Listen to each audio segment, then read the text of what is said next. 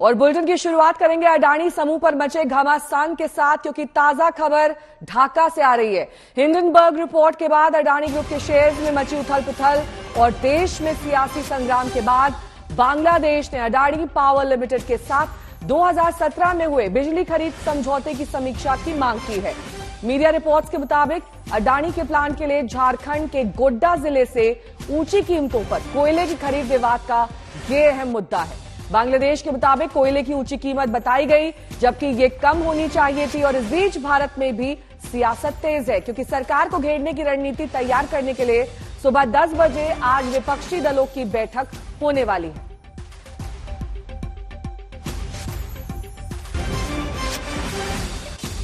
तो अब आपको बता देते हैं कि दरअसल इस पूरे मामले पर क्या ताजा अपडेट है, क्योंकि लगातार विवादों में ये मामला है। एनएसई ने अडानी समूह के 3 शेयर्स पर निगरानी बढ़ा दी है। अडानी समूह के 3 शेयर्स को शॉर्ट टर्म एएसएम में डाल दिया गया है। अब ये एएसएम क्या होता है ये भी आपको बताएंगे, लेकिन इस बीच ये समझ लीजिए कि एनएसई की निगरानी में शेयर्स आने से Adani enterprises, Adani port, Ambuja cement, ये वो 3 शेयर्स है जो इस वक्त निगरानी में है।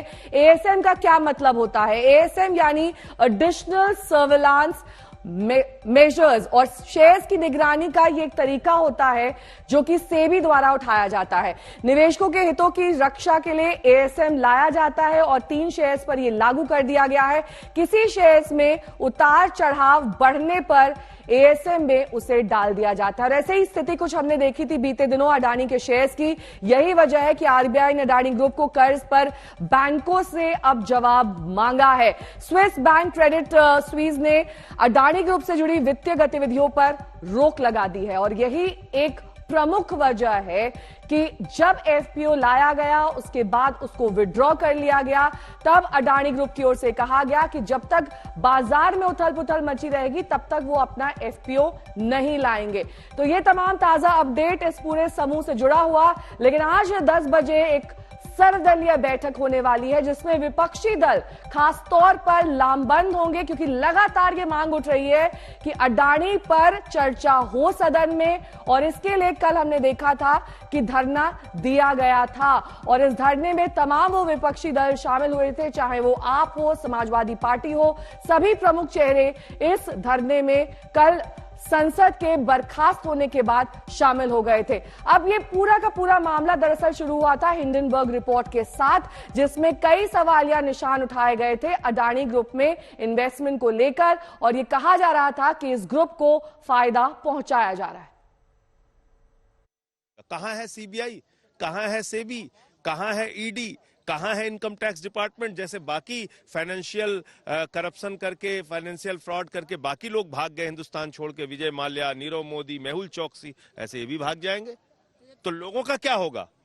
उनके पासपोर्ट जब्त होने चाहिए अडानी के। कुछ कंस्ट्रक्टिव सजेशन है तो देना चाहिए, और जो भी समस्या है, जो संसदीय परंपरा है, संसदीय परंपरा में राष्ट्रपति के अभिभाषण के धन्यवाद प्रस्ताव में कोई भी विषय लेके आप अपने विषय रख सकते हैं, अपना आर्ग्यूमेंट रख सकते हैं। देश के नेशनलाइज्ड बैंक्स ओवर एक्सपोज हो रहे थे, स्टॉक खरीद रहे थे एट इन्फ्लेटेड प्राइसेस। इन सबका इन्वेस्टिगेशन सेबी के दायरे में आता है, पर एक रिसर्च रिपोर्ट ने ये सारा बताया है, तो उस पर जांच क्यों नहीं होनी चाहिए? रातों रात 3-4 दिनों के बीच में ही 1.5 लाख करोड़ जनता का स्टॉक मार्केट में गया हो, देश की जनता का। क्या सरकार को संज्ञान नहीं लेना चाहिए? क्या ये एक बड़ा मुद्दा नहीं है? ये क्या एक स्कैम के बराबर नहीं है? तो हिंडनबर्ग रिपोर्ट के बाद अडानी को लेकर सियासी संग्राम तेज है। विपक्ष ने जेपीसी की मांग उठाई है। सुप्रीम कोर्ट की निगरानी में भी जांच की मांग की जा रही है। रणनीति तय करने के लिए सुबह 10 बजे विपक्षी दलों की बैठक होगी। उन्होंने क्यों नहीं देखा, या आरबीआई ने इसके ऊपर क्यों नहीं सोचा? ये सारी चीजें उस वक्त आएगी।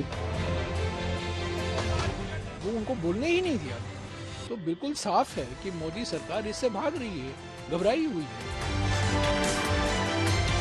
जो न्याय मिलना है, न्याय के लिए भी हम लड़ते रहेंगे। विपक्ष, सारे विपक्ष जब मांगते हैं तो चलो जेपीसी में डाल दिया जाए, ये आसमान तो टूट नहीं पड़ेगी ना। मुद्दा गर्म है, तेवर तल्ख, संसद से सड़क तक हंगामे की पटकथा तैयार है। मुद्दा है देश के अमीर उद्योगपतियों में से एक गौतम अडानी।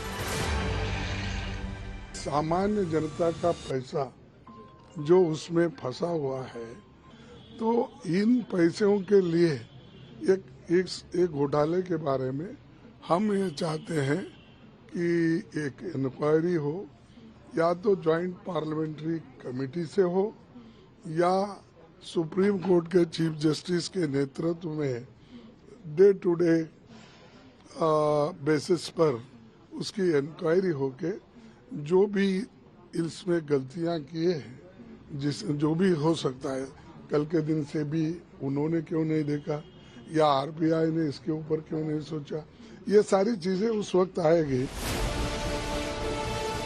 अडानी की कंपनी पर हिडेनबर्ग की रिपोर्ट, उसके बाद अडानी ग्रुप के शेयरों में उथल-पुथल और फिर अडानी इंटरप्राइजेज का एफपीओ वापस लेना। कांग्रेस समेत विपक्ष ने इस मुद्दे को लपक लिया है।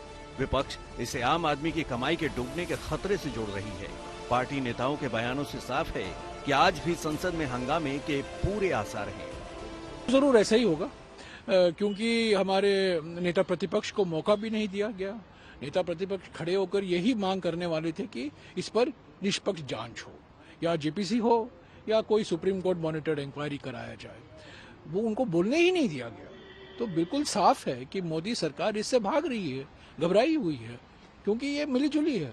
ये अडानी का मामला, ये सरकारी मामला है, ये सिर्फ एक कंपनी का मामला नहीं है, और इसमें प्रधानमंत्री इसमें जुड़े हुए हैं। कांग्रेस का आरोप है कि 267 के तहत जब भी चर्चा के लिए नोटिस दिया जाता है, किसी न किसी तरह से नोटिस को खारिज कर दिया जाता है। सरकार बार बार अहम मुद्दों पर चर्चा से बच रही है। ये बात इतनी है, सदन हमको चलाना है, हम चलाएंगे, लेकिन जो न्याय मिलना है, न्याय के लिए भी हम लड़ते रहेंगे। अडानी मसले ने बिखरे विपक्षी दलों को काफी हद तक एकजुट कर दिया है। कांग्रेस जेपीसी जांच चाहती है तो सीपीआई, सीपीएम, समाजवादी पार्टी, आम आदमी पार्टी और टीएमसी सुप्रीम कोर्ट के मुख्य न्यायाधीश की निगरानी में जांच की मांग कर रही है। कुछ पार्टियां सेबी से भी जांच कराने की मांग कर रही हैं। ये भी तो सरकार को सोचना चाहिए कि विपक्ष, सारे विपक्ष जब मांगते हैं तो चलो जेपीसी में डाल दिया जाए, कि आसमान तो टूट नहीं पड़ेगी ना। अगर जेपीसी का गठन किया जाए तो आसमान तो टूट नहीं पड़ेगी, और जेपीसी का चेयरमैन सत्तारूढ़ पार्टी के ही लोग होंगे, तो इसमें डरने की क्या बात है। इस बीच कांग्रेस ने इस मसले को संसद के बाहर सड़क पर उठाने का प्लान भी तैयार कर लिया है। कांग्रेस नेता और कार्यकर्ता सोमवार 6 फरवरी को पूरे देश में एलआईसी और एसबीआई दफ्तरों के बाहर प्रदर्शन करेंगे। Party is decided to have a national-wide agitation on Monday throughout the district of this nation. Our party leaders and workers will have a demonstration in front of the LIC's office and the SBI offices throughout the country on Monday. कड़कड़ाती सर्दी से उबरकर दिल्ली का मौसम गर्म हो रहा है, लेकिन Adani Hindenburg विवाद देश के राजनीतिक शक्ति केंद्र के तापमान को अचानक और बढ़ा दिया है। एक और तूफानी दिन के लिए तैयार हो जाइए। आज तक ब्यूरो। हमारे दो सहयोगी इस वक्त तमाम जानकारी के साथ जुड़ रहे हैं। हिमांशु मिश्रा मेरे सहयोगी इस वक्त तमाम जानकारी के साथ जुड़ गए हैं। पंकज उपाध्याय हमारे साथ जुड़ गए हैं मुंबई से, माफ कीजिएगा। जितेंद्र बहादुर सिंह इस वक्त दिल्ली से हैं। जितेंद्र, सबसे पहले आपका रुख करते हुए, जिस ज्वाइंट पार्लियामेंट कमेटी की बात की जा रही है और लगातार विपक्ष ये मांग कर रहा है, अगर सब कुछ ठीक ठाक है और एक ग्रुप पाक साफ है तो इसका गठन कर दिया जाए, मामला सुलझ जाएगा। बिल्कुल नेहा, विपक्षी पार्टियों की तरफ से यही मांग की जा रही है, और यही वजह है कि आज 10 बजे विपक्षी पार्टियों के जो नेता हैं वो एक बड़ी बैठक करने वाले हैं, क्योंकि कल की बैठक के बाद जिस तरीके से संसद के दोनों सदनों में हंगामा हुआ और उसके बाद पहले 2 बजे तक के लिए संसद को स्थगित किया गया और उसके बाद पूरे दिन भर के लिए, तो विपक्षी पार्टियां ये मांग कर रही हैं कि इस पूरे मामले को लेकर के सरकार और सदन के अंदर एक जेपीसी बनाई जाए, जिससे कि दूध का दूध, पानी का पानी अलग हो सके। और उनकी तरफ से यह भी कहा गया कि अगर ये नहीं हो पा रहा है तो सुप्रीम कोर्ट की निगरानी में इस पूरे मामले की जांच की जानी चाहिए। तो इन तमाम चीजों को, इन सभी मुद्दों को लेकर के विपक्षी पार्टियां आज फिर एक बार एकजुट हो रही हैं, और उनका यह कहना है कि हिंडनबर्ग की जो रिपोर्ट आई है अडानी ग्रुप को लेकर के, उसमें काफी चेतावनी दी गई है और कई साजिश की उसमें जानकारियां दी गई हैं। तो इस पर सरकार की तरफ से जवाब देना चाहिए, और इसी बात को लेकर के उनकी तरफ से नोटिस भी दिए जा रहे हैं। आज भी देखा जाए तो आम आदमी पार्टी की तरफ से राज्यसभा में शून्यकाल में चर्चा करने के लिए इस पर नोटिस दिया गया है, तो वहीं कांग्रेस पार्टी के कई नेताओं की तरफ से लोकसभा के अंदर इस पर चर्चा करने के लिए नोटिस दिए गए हैं। तो विपक्षी पार्टियां ये चाहती हैं कि इस पर अलग से सरकार की तरफ से पूरी जानकारी दिया जाए। हालांकि सरकार की तरफ से यह कहना है कि राष्ट्रपति का अभिभाषण होना है और उस अभिभाषण के दौरान अगर कोई विपक्षी पार्टी ये चाहती है कि उसको इस मुद्दे पर बोलना है तो उस दौरान वो अपनी बात रख सकती है। लेकिन विपक्षी पार्टियों का ये कहना है कि वो अलग से इस पूरे मुद्दे को लेकर के, क्योंकि 267 के तहत वो लोग नोटिस दे रहे हैं, इसलिए वो चाहते हैं कि इस पर चर्चा हो और इसी केवल मुद्दे पर चर्चा हो। उस पर दूसरी तरफ से सरकार को किसी भी तरीके से और उनकी तरफ से जो प्रस्ताव आ रहा है उस पर वो लोग मानने के लिए नहीं तैयार हैं। तो आज भी ये आसार दिखाई पड़ रहे हैं कि संसद के दोनों सदनों में बड़ा हंगामा हो सकता है, क्योंकि उसके लिए स्ट्रेटेजी तैयार की जा रही है। विपक्षी पार्टियों के नेता सब मिल करके 10 बजे ये तय करेंगे कि आज किस तरीके से हंगामा करना है। और यही नहीं, सड़कों तक भी जाने का प्लान है और सोमवार से कांग्रेस पार्टी अलग अलग जगहों पर संसद से सड़क तक यहां पर पहुंचेगी। ठीक है, जाहिर तौर पर यह अहम और प्रमुख मुद्दा अब विपक्ष को मिल गया है। पंकज उपाध्याय मेरे सहयोगी इस वक्त तमाम जानकारी के साथ जुड़ गए हैं। पंकज, देखिए, 3 शेयर्स को एएसएम में डालना, उन पर पूरी तरीके से निगरानी रखना, जाहिर तौर पर यह उतार चढ़ाव का जो अडानी शेयर्स का सिलसिला है यह अभी लंबे वक्त तक थमेगा नहीं, और यही वजह है कि शायद टॉप 20 की लिस्ट से अब अडानी बाहर हो चुके हैं। Good morning Neha. तो आज 3 फरवरी शुक्रवार का दिन, यानी बजट पेश होने के बाद आज दूसरा दिन है। अब जिस तरीके की राजनीतिक उथल पुथल दिल्ली में देखने को मिल रही है, क्या वैसे ही उथल पुथल मुंबई के शेयर बाजार में देखने को मिलेगी, ये इस वक्त का सबसे बड़ा सवाल है। कल तो हमने देखा कि किस तरीके से गिरावट के साथ शुरुआत हुई थी और दिन भर फ्लक्चुएशंस देखे गए थे। अब जहां तक मार्केट एक्सपर्ट्स हैं, जहां एक तरफ उनका कहना है कि अडानी समूह ने जो अपना एफपीओ विड्रॉ किया है वो एक मॉरली अच्छा डिसीजन था, क्योंकि इन्वेस्टर्स के पैसे तो बच गए। लेकिन दूसरी तरफ मार्केट एक्सपर्ट्स और इन्वेस्टर्स भी ये बड़ा सवाल उठा रहे हैं, क्या ये जो कदम उठाया गया, क्या ये इन्वेस्टर्स के कॉन्फिडेंस को वापस लाने के लिए काफी था? क्योंकि जिस तरीके की असमंजस की स्थिति कल मार्केट में बनी हुई थी, उसको देखकर ये अभी लगता नहीं है कि हालात सुधर गए हैं। इसलिए आज का दिन मुंबई के शेयर मार्केट में बड़ा महत्वपूर्ण रहने वाला है कि आखिर क्या होने वाला है। हालांकि मार्केट एक्सपर्ट्स ये जरूर कह रहे हैं कि जो फ्लक्चुएशंस हैं, ये जो उतार चढ़ाव चल रहे हैं, इनको सेटल होने में 1 या 2 दिन तो लग ही जाएंगे। लेकिन अभी वास्तविकता तो यही है कि अडानी समूह ने जो डिसीजन लिया है, फोकस आज के दिन भी उसी पर है। तो क्या इन्वेस्टर्स का कॉन्फिडेंस वापस आएगा? क्या फ्लक्चुएशंस आज ये के दिन देखना भी बेहद दिलचस्प होगा कि क्या वाकई निवेशकों का भरोसा जीत पाएगा अडानी ग्रुप या नहीं। लेकिन कांग्रेस लगातार जेपीसी की मांग उठा रही है, उनके साथ तमाम अन्य दूसरे विपक्षी दल भी खड़े हो गए हैं और यह कहा जा रहा है कि उनकी आवाज को अनसुना किया जा रहा है। पवन खेड़ा क्या कुछ कह रहे हैं, देखिए।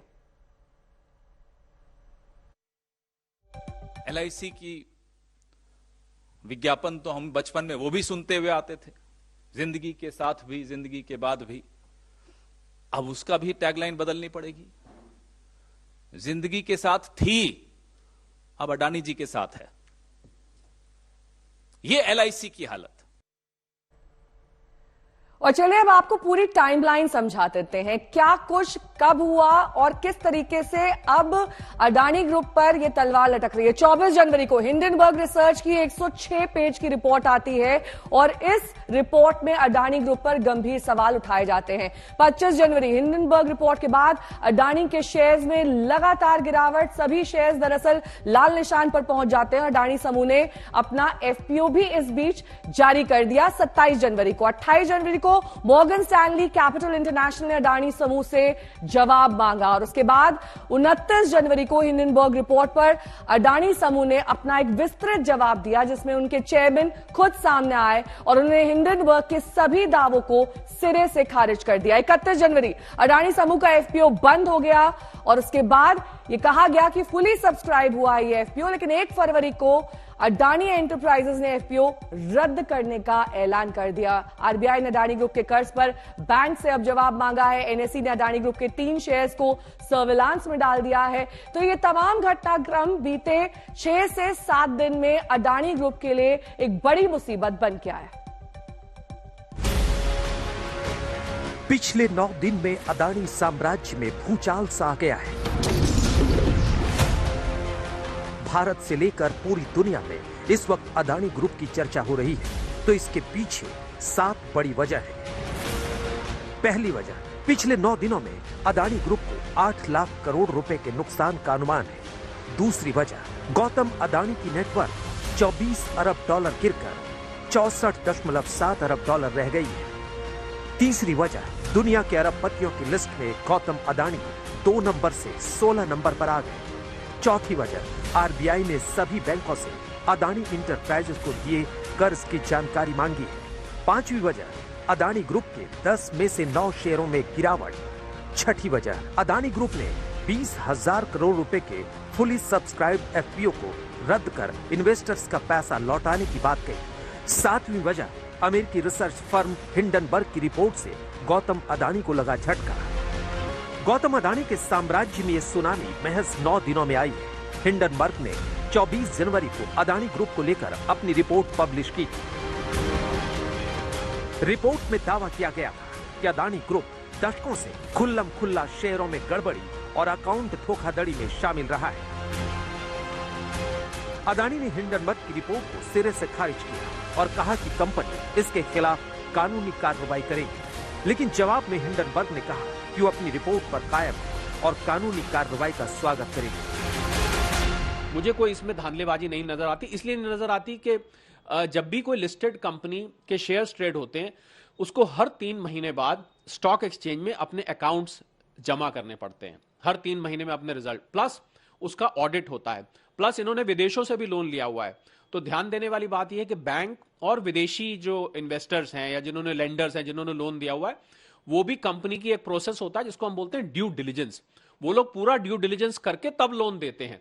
तो अगर धांधलेबाजी होती या फ्रॉड होता तो इनको इतनी बड़ी मात्रा में लोन नहीं मिलता, पहली बात। दूसरी बात, स्टॉक एक्सचेंज में धांधलेबाजी नहीं चल सकती।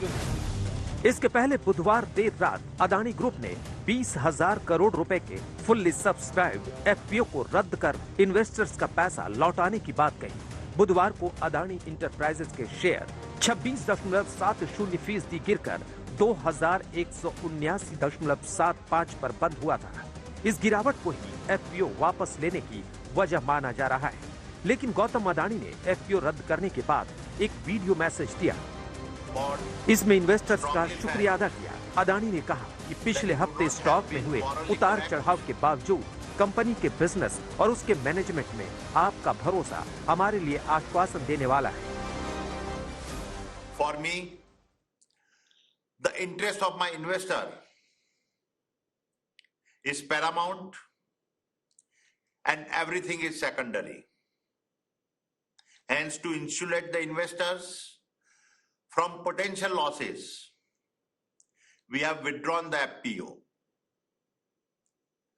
This decision will not have any impact on our existing operations as well as our future plans. We will continue to focus on timely executions and delivery of projects. The fundamentals of our company are very strong.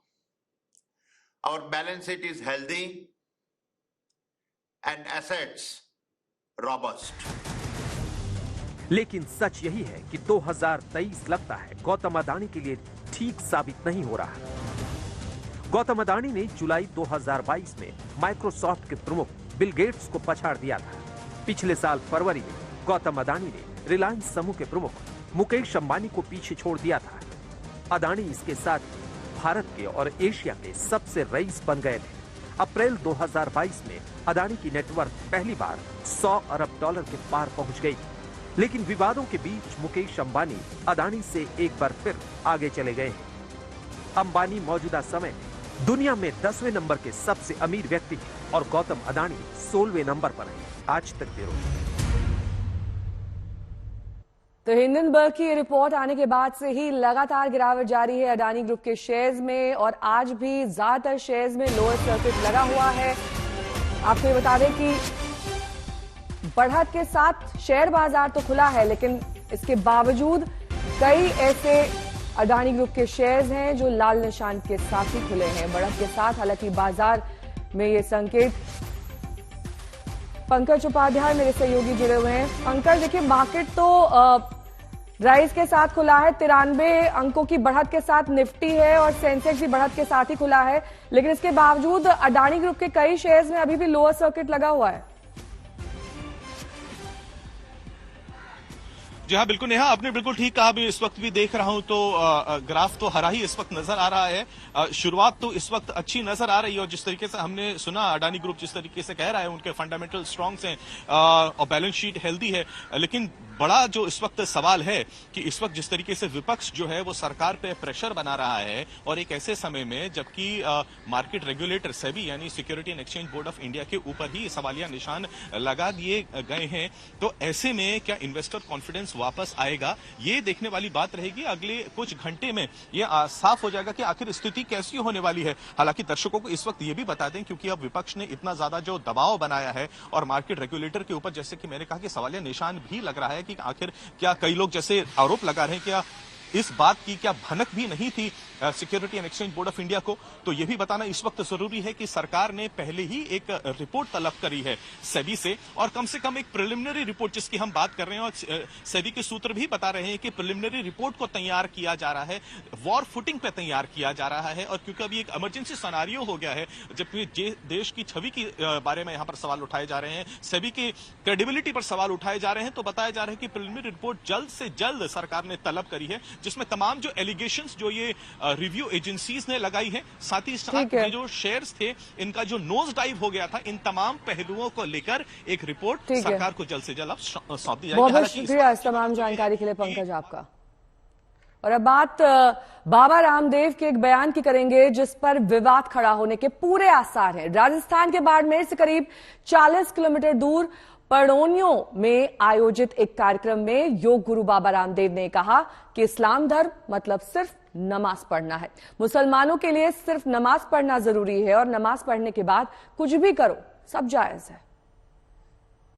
अब कोई मुसलमान से पूछो चारों धर्म ठीक है, वो कहे कि बस 5 बार नमाज पढ़ो, फिर जो नमाज वो करो, हिंदुओं की छोरियों में उठा के लाओ, जो भी पाप करने करो, वो इस्लाम का मतलब नमाज समझते हैं। घने पाप करते हैं हमारे बहुत से मुस्लिम भाई, लेकिन नमाज जरूर पढ़े मेरे बेटा,